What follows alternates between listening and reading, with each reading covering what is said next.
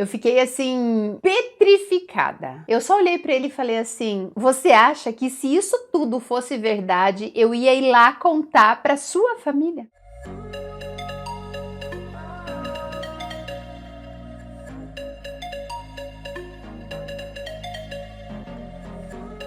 Olá, homens e mulheres da minha vida, sejam bem-vindos ao nosso mundo e mais uma história da minha história. E essa aqui, gente, é triste. Eu sei que vocês estão aí falando assim: meu Deus, como a vida da Sil foi complicada, a Sil já passou por cada uma. Gente, eu não contei nem 2% do que eu já passei, vocês não têm noção o que eu vivi nestes 44 anos de existência aqui neste planeta, nesta existência, nesta encarnação, nessa vida, enfim. Eu vou contar pra vocês, eu vi lá que esse vídeo aqui que eu coloquei da sogra lá, como se livrar da sogra e tal. Os cachorros do vizinho estão latindo hoje, tá bem chato de gravar. Mas enfim, isso aqui é só um bate-papo, não tem problema, eu sei que vocês vão ignorar. Até agora a Ruby tava aqui, com a barriga roncando tão alto, fazendo uma barulheira que eu tava rindo com o Álvaro. Enfim, vamos lá. Eu fui morar com o pai dos meus filhos, eu tinha 18 anos, se eu não me engano, 18 anos por aí, ou ia fazer 18 ou ia fazer 19. Foi nessa época aí, não lembro direito. Deixa eu ver, vamos fazer a conta aí no ano de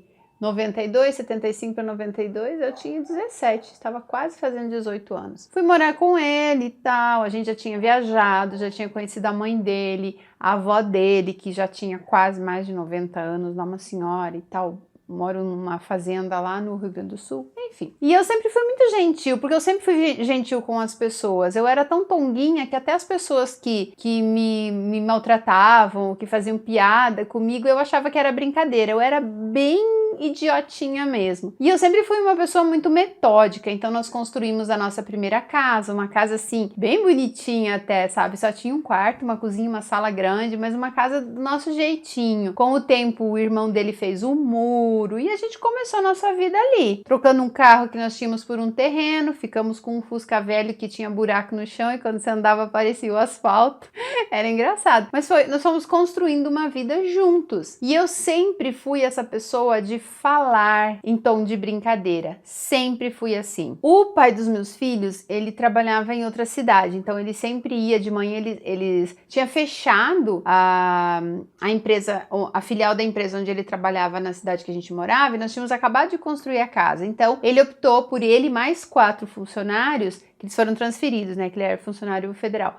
E aí eles iam para outra cidade de carro todo dia e voltavam, que dava acho que 40 quilômetros de distância. Enfim, eu ficava o dia todo lá sozinha. E aí teve um dia que ele chegou em casa muito irritado, perguntando quem era meu amante, que eu tinha um amante. Dias antes, quer dizer, bastante tempo antes, eu fiquei menstruada sem ser no meu período. E saía uns negócios muito estranhos, assim, tipo folha de papel umedecida, assim, muito estranho. E aí eu consultei e o médico disse que para saber se aquilo ali era um aborto espontâneo ou não, eu teria que ter coletado aquele material e levado para análise. Ele acredita que eu pudesse ter tido uma gravidez e tive um aborto espontâneo, assim, bem de início, mas não tinha como saber. E aí, depois disso, a gente viajou. Eu já volto na parte que ele chegou indignado, tá? Nós viajamos para casa da mãe dele, que tinha se reunia toda a família lá e tal. E tinha uma das cunhadas dele que eu amava de paixão.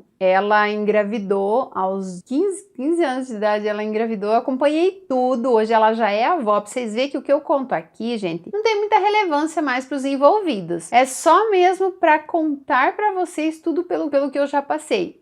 Isso daqui já aconteceu há muitos anos, a avó dele já não existe mais, já faz tempo, a minha ex-sogra tá bem debilitada também, mas tá tudo certo. E essa minha cunhada mais nova, eu amava ela de paixão, ela e o marido dela. E aí tinha uma outra cunhada, que era do irmão, acho que mais velho dele, que fingia ser minha amiga, mas no fundo eles não gostavam nem de mim, nem da gente, não gostavam, porque ela tinha 4 crianças pequenas. Quando ele decidiu fazer vasectomia, ela já estava grávida de gêmeos, então imagine, um com 2, um com 1 e gêmeos recém-nascidos. Então eu dava muito suporte de ir lá, quando eles moravam ainda na mesma cidade que eu, de ir lá no sítio, pegava, levava, fazia vacina, levava de volta, aquelas crianças sempre sujas, suja, fedorenta, sempre cheirando xixi. Era horrível aquilo, horrível. Mas eu sempre prestativa, sempre prestativa. A gente tentava ajudar muito. Hoje eles não se falam, o pai dos meus filhos e esse irmão dele, eles não se falam por N motivos que aconteceram. Mas o fato é que estávamos eu, a minha cunhada que eu adorava, que eu gosto dela até hoje, das filhas dela,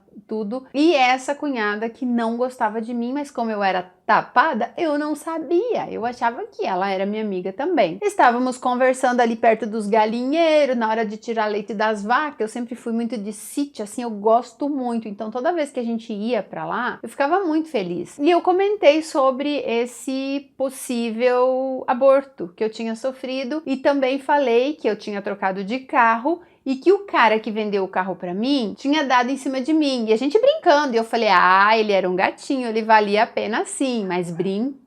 E aí essa minha cunhada mais velha começou a falar do marido dela, falar mal do marido dela, e nem não lembro qual que era o assunto. Eu acabei falando assim, nossa, que se os maridos morressem, por que os maridos não morrem? Daí uma delas falou assim, nossa, ia me deixar cheia de dívida. Daí a outra falou assim, credo, vai me deixar com uma criança pequena. E daí eu falei assim, nossa, pelo jeito o único que vai dar vantagem depois de morto é o meu, porque eu tenho um seguro de vida no nome dele, no meu nome, né, que é astronômico. E a gente ficou rindo daquilo ali e tal, e passou, daí isso era sábado, e passou domingo, a gente veio embora e tudo, tranquilo, uma conversa assim de amigas ali, tipo você num bar, mas nós estávamos num galinheiro, catando ovo e tirando leite de vaca. Eu sei que vocês não podem me imaginar dentro de uma estrebaria tirando leite de vaca, mas eu já fiz isso, tá? E era lá nas tetinhas mesmo da vaca. Aí a gente veio embora e tal, ele foi trabalhar na segunda. Na segunda, quando ele voltou, ele tava indignado e ele chegou falando quem era meu amante,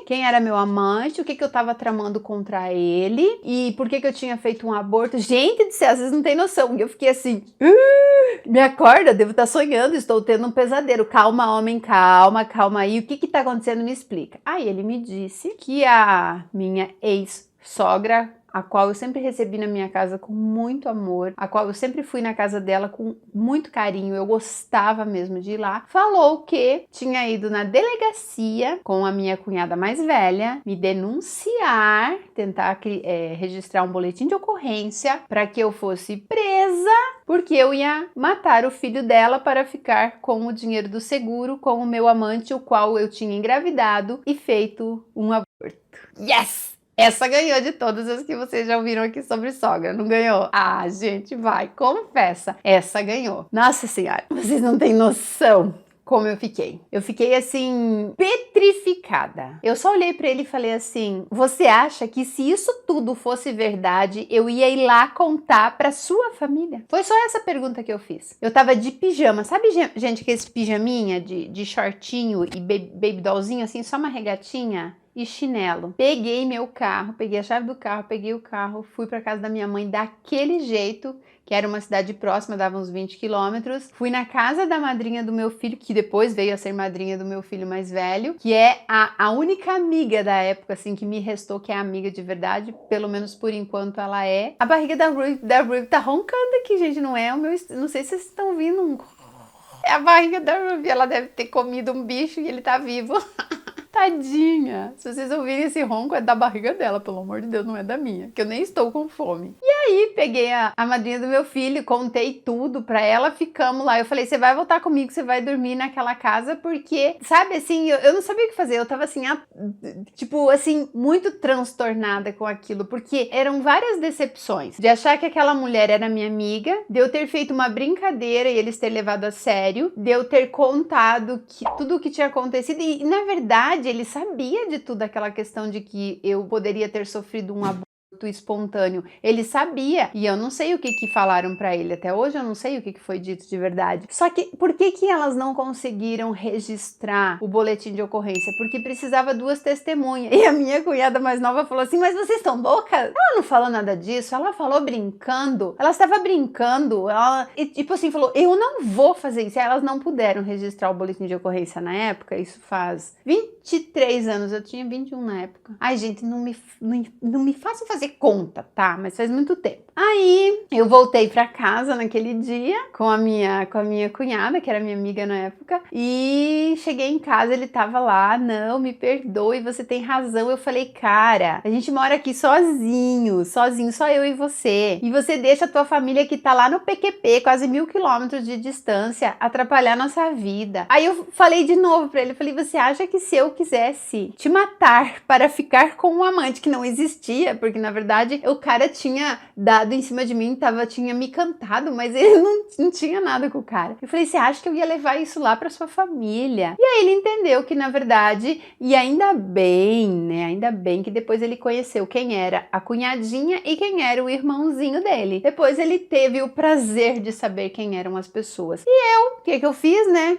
Fiquei em casa, fiquei lá, ele me prometeu 1001 coisa. Ele falou, a gente pode ir embora pro Nordeste, pedir transferência pra puta que pariu. E daí eu falei, pra quê? Se eles já estão longe, a gente já não mora perto, então não pode deixar interferir na nossa vida. E aí a gente fez as pazes, tudo, e ele percebeu que era uma palhaçada aquilo tudo, que era tudo mentira, e eu continuei recebendo a sogra na minha casa. Só que uma coisa assim que eu fiquei muito triste depois de tudo isso. Imagina, depois de tudo isso, eu tive meus filhos, passaram-se acho que 3 anos e meio, 4 anos, a gente mudou de cidade, meus filhos nasceram, tudo. Ela continuou vindo na minha casa, todo mundo fingia que nada tinha acontecido, ela nunca me pediu desculpa por aquilo. E sabe por quê? Porque até hoje ela acredita que aquilo é verdade, porque ela acreditava naquela cobra que morava lá perto da casa dela, porque ela teve que levar o filho, a nora e os 4 filhos pra lá, porque senão iam morrer tudo de fome, porque o cara simplesmente não queria trabalhar, né? Mas esse é problema deles. Então, depois de tudo isso, eu ainda convivi com esta família por mais 13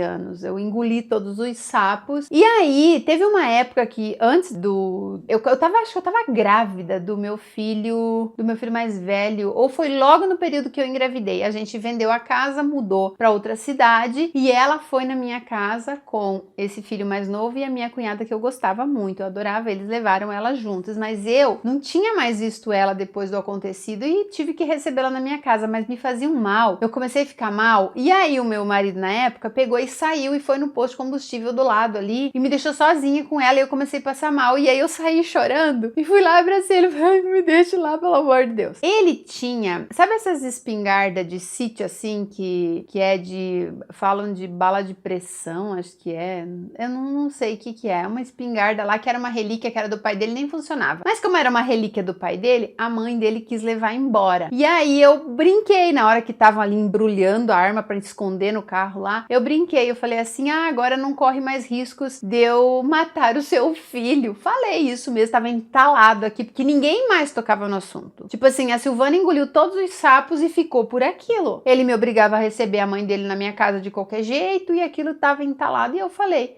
sabe o que ela falou? Ela olhou pra mim com a maior cara de cínica e falou assim, mas você falou mesmo que ia matar ele. E tipo assim, eu não matei só porque todo mundo descobriu. Porque se as pessoas não tivessem descoberto isso, eu teria feito. Gente...